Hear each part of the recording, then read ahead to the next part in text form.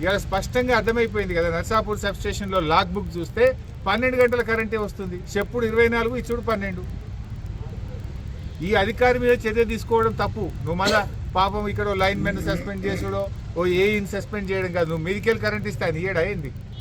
నువ్వు మీదికెళ్ళి కటింగ్ పెడితే, నువ్వు మీదికెళ్ళి ఆదేశాలు ఇస్తే నువ్వు ఏం చెప్తే గది చేస్తారు. కరెంట్ ఏమైనా తింటారా, దాచుకుంటారా? పాపం ఆపరేటర్ ఏం చేస్తాడు, ఏఈ గారు ఏం చేస్తారు?